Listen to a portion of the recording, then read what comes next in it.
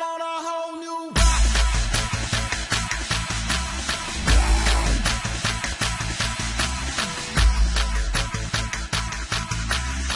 Today's unit will be on oceans, waves, tides, and currents.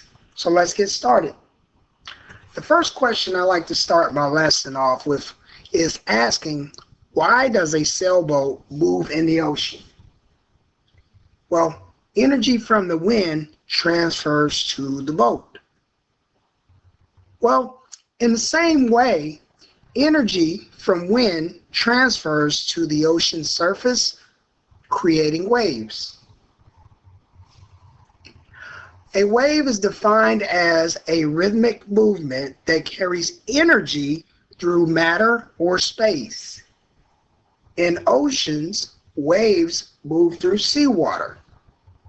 Now, there are three things that waves are caused by, but one of them is probably the main reason. That main reason is listed first as wind, followed by earthquakes and gravitational force of the moon and the sun. Now, there are a few parts of a wave that you need to be able to identify. They include the crest, the trough, the wave height, and wave length. Now, the crest is the highest point of a wave. The trough is the lowest point of a wave. The wave height represents the vertical distance between the crest and the trough. And the wavelength is the horizontal distance between two crests or two troughs. Now, looking at the image here of a wave, or a set of waves rather, you can see these words indicated in the image. You have wavelength, which represents the distance between crest to crest or trough to trough, respectively. You have the wave height, which represents the distance vertically from crest to trough. And then you have the listing of a crest and the trough, which are the high and low points of a wave, respectively. Now, wave movement. When a wave passes through the ocean, individual water molecules move up and down, but they do not move forward or backward. When a wave breaks against the shore, it happens because the crest outruns the trough and the crest eventually collapses. This is called a breaker. In this case, water does move forward and backward. Now, what determines the size of a wave? Well, there are three parameters. There's the strength of the wind, there is length of time in which the wind blows, and there's the distance over which it actually blows. But you need to understand overall that waves move energy, not water. Now, we're going to look at some images of some very high waves. And it's almost creating a breathtaking view of the ability of this energy to raise water in this up and down motion. Here you have another image depicting a very high wave. Now, since we're going to talk about great waves, or since I've showed you images of large waves, let's talk about something that we should become familiar with when it pertains to waves, and that's something called a tsunami. I equate it to being called a giant wave. Now, tsunamis are caused by underwater earthquakes, landslides, or underwater volcanoes, and they are most commonly found in the Pacific Ocean. Now, moving on, we're going to now talk about tides. Now, the definition of tides refers to the rise and fall in sea level. Tides are actually caused by the gravitational pull of the moon. Now, there is one low tide or high tide cycle that occurs, and they happen in about 12-hour intervals. Now, the tidal range is the difference in ocean level between the high tide and the low tide. And we'll talk about that more as I proceed. Now let's talk about this gravitational effect of this moon. Now what the moon does is the moon actually has a relationship with the Earth such that it causes two big bulges of water to form on the Earth's surface. One directly under the moon and then another on the exact opposite side. As the Earth spins, the bulge actually follows the moon. And so therefore we get a series of different types of tidal effects. One of those effects is something called a spring tide. Now this happens when the Earth, moon, and sun are completely lined up. During this episode, high tides are generally higher and low tides are lower than normal. And during this phase, they show the greatest difference between the high and low tide. Now, to remind you, spring tides occur specifically when the sun, the earth, and the moon are in a straight line. And here's an image depicting that. You have the sun to the left, and each phases of the moon that could represent the different variations of when spring tides actually occur. And speaking of which, when they occur, you notice that they happen twice a month, occurring at the new moon and the full moon. Now, another tide that I'm going to discuss is called a neap tide. And those occur when the earth, moon, and sun form right angles. That's right. During this phase, high tides are lower and low tides are higher than normal. This creates the least difference between high and low tide. To reiterate, the sun, earth, and moon form a right angle during neap tide phase. And here's an image depicting these phases. So here you have the sun located on the left, you have the earth, and then in both the top and bottom position, you notice the various locations of the moon. This illustrates the various orientations on which the neap tides occur. And again, as with the spring tide, of course being at different dates, they occur twice a month. In this case, they occur at the first and third quarter moons. Now, what are currents? Well, currents are large streams of moving water that flow through the ocean. And there are two types that you'll need to walk away being familiar with. They include the surface currents and deep currents. So, let's talk about surface currents, or what causes them rather. Surface currents affect water to a depth of several hundred meters. Now, these surface currents are driven mainly by winds, and they happen to move in somewhat of a circular pattern. Now, why do currents move in a circular pattern, you may ask? Well, we'll talk a little bit about that and how these circular patterns occur when referred to something called the Coriolis effect. Well, the Coriolis effect is the effect of the Earth's rotation on the direction of winds and currents. So then it begs the question, does the Coriolis effect work the same all over the Earth?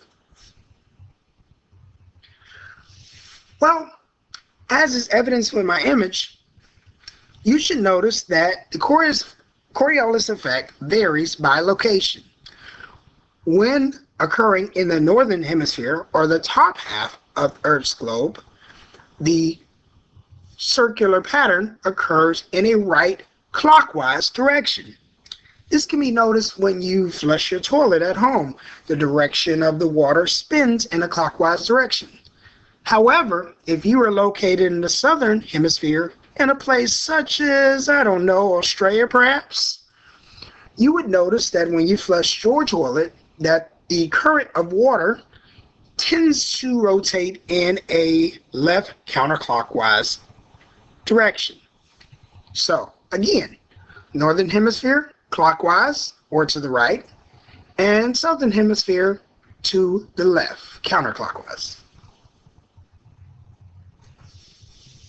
Now, the surface currents are generally warm or cool the air above them. They influence the climate of the land near the coast. The currents affect climate by moving cold and warm water around the globe. The Gulf Stream is the largest and most powerful surface current in the North Atlantic Ocean. It carries more water than the Mississippi River.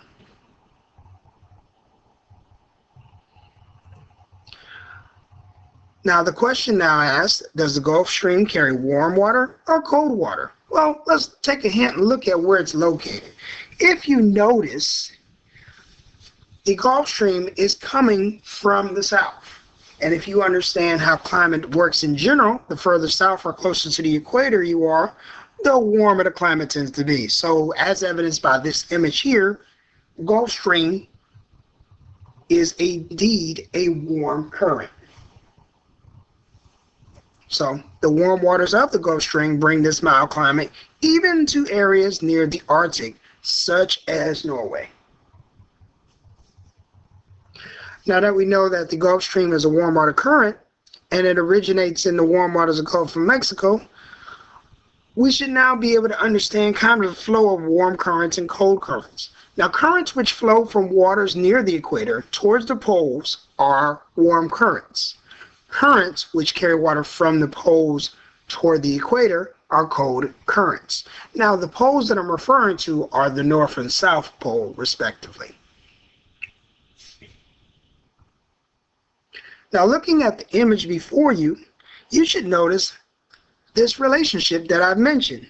Notice in areas that are dotted by the red dotted line where the equator is, there are a tendency of arrows to depict warm currents. And these warm currents tend to try to move in an upward direction towards the poles. Looking further, if you notice near the poles regions, especially if you look in the southern part of the map, there is a tendency of the cold currents to head towards the equator. So this creates kind of a cycle process where you have the cold currents from the poles rise and go in the direction towards the equator, where they are warmed, and then upon warming, then they begin to return to areas where it's cold. So it's kind of this mixing pot in a circular pattern, if you will. Now, I must remind you that the direction of this cycle varies by hemisphere. In the north, there is a way that it goes in terms of current, and in the south, that current flips the other way. And again, we mentioned Coriolis effect as the main culprit, and you can always refer to your nearest bathroom to refer to the direction of Coriolis effect in your hemisphere. So that's how that's affected. And again, the Gulf Stream is a warm water current. And if we looked in a region, perhaps in the southern hemisphere, maybe in, I don't know, the East Australian current or the EAC dude, we'd perhaps notice that the current goes in a different direction, although it is warm. So, moving on. El Niño is an abnormal climate event that occurs every 2 to 7 years in the Pacific Ocean. It is an unusual pattern of winds in the western Pacific that pushes a huge amount of water toward the South American coast. This results in unusual weather patterns around the globe. Now, I've covered an extensive amount of information about surface currents, and I'd be remiss if I did not cover deep currents. So let's talk about those and what causes them. Deep currents tend to move water at greater depths, even along the ocean floor. They move much more slowly than surface currents. Another word for them is thermohaline currents, and they are caused by differences in density due to the temperature and salinity variations. Now, temperature you can understand, and you must be reminded that salinity refers to the amount of salt concentration in the ocean. Now, deep currents move and mix water around the world. They carry cold water from the poles to the equator. Notice how they are structured differently here in the map from the surface currents before that we seen before. They're located kind of in the midsection, if you will, more so than right along coastlines. So, moving on. Upwelling describes the upward movement of cold water from the ocean depths to replace warm surface water moved away by winds. They bring up ocean organisms, minerals, and other nutrients from the deep. Without upwelling, surface waters would have very little nutrients. Now, how do we know so much about currents and so forth? Well, it turns out there was a container that broke apart, and ironically, it was carrying thousands of toy ducks, and they were able to actually track the directions in which these ducks were located. So that's how you were able to determine that there were effects that caused the direction of various ducks to go from one place to another. So, interesting fact. Now, moving on to recap and hopefully finalize the presentation, I want to go ahead and make sure that we're on one accord when discussing the causes of waves, currents, and tides, respectively. Now, waves refer to the energy transfer from the wind that causes the up and down motion of water. So you need to understand that wind energy is responsible for waves. Now, looking at currents, currents are actually caused by the wind on the surface, and then deep currents are caused by differences in temperature and density, which were we used earlier with salinity, which refers to salt concentration.